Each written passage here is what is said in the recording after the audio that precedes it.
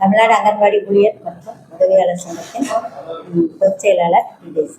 எங்களுடைய சங்கத்தின் சார்பாக நாளை நடைபெறக்கூடிய இந்த பெருந்திரள் முறையீடு என்பது ஏற்கனவே நாங்கள் ஒரு 3 ஆண்டுகளாக இதற்கான அனைத்து மனுக்களும் கொடுத்திருக்கிறோம். எங்களுடைய துறை அமைச்சர், துறை செயலாளர், இயக்குனர் என்று அனைவரிடையும் கொடுத்திருக்கிறோம். ஒரு சில கோரிக்கைகளை நிறைவேற்றி கொடுத்திருக்கிறார்கள்.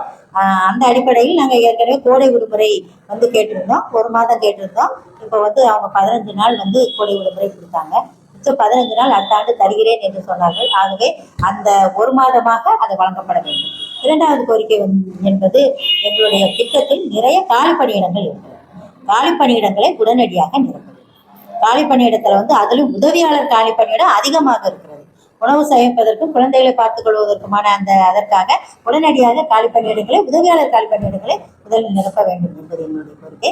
அதுபோல பதவி உயர்வுகள். பதவி உயர்வுகள் என்பது 10 ஆண்டு பணி முடித்த அங்கன்வாடி ஊழியர்களுக்கு மேற்பார்வையாளராக பதவி உயர்வு வழங்கப்பட வேண்டும் என்ற அந்த ஜீவோவை அமல்படுத்தணும். இதில் இப்போ 10 ஆண்டு முடிச்சு 93ல இருந்து இன்னைக்கு வரைக்கும் பதவி உயர்வு வழங்கப்படலை.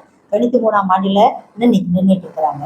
அந்த பதவி உயர்வை 10 ஆண்டு என்பதை அந்த துறையில் காலியாக இருக்கக்கூடிய இளநிலை உதவியாளர் பணியிடம் மற்றும் பணியிடங்களை எங்களுக்கு வழங்கி உடனடியாக 10 ஆண்டுக்கான அந்த காலி பணியிடங்களை வழங்குவாங்க. பணியிடங்களில் எங்களுக்கு பதவி உயர்வு வாங்க வேண்டும்.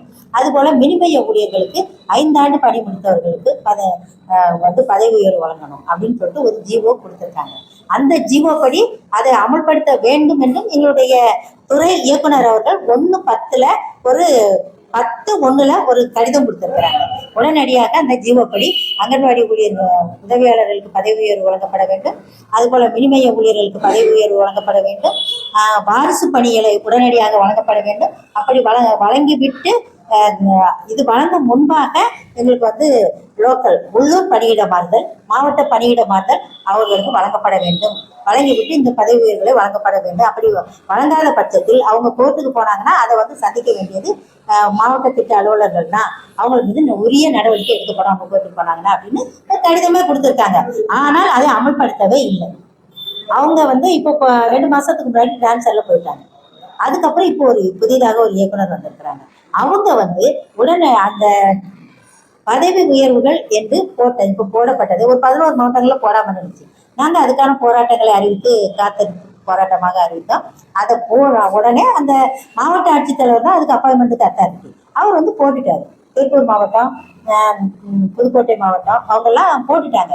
போட்டதுக்கப்புறம் அந்த பணியிடங்கள் போட்டது தவறு, உடனடியாக அதை நீங்கள் நிறுத்தி வைக்கணும் அப்படின்னு சொல்கிறாங்க.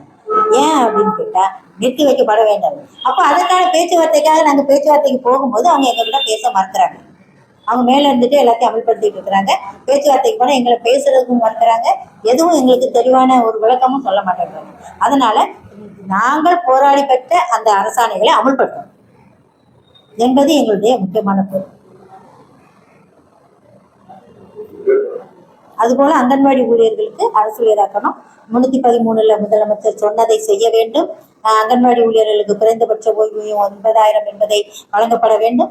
பணி ஓய்வு காலத்தில் 10 லட்சம் 5 லட்சம் என்பதையும் அவர்களுக்கு வழங்கப்பட வேண்டும் என்ற முக்கியமான கோரிக்கை.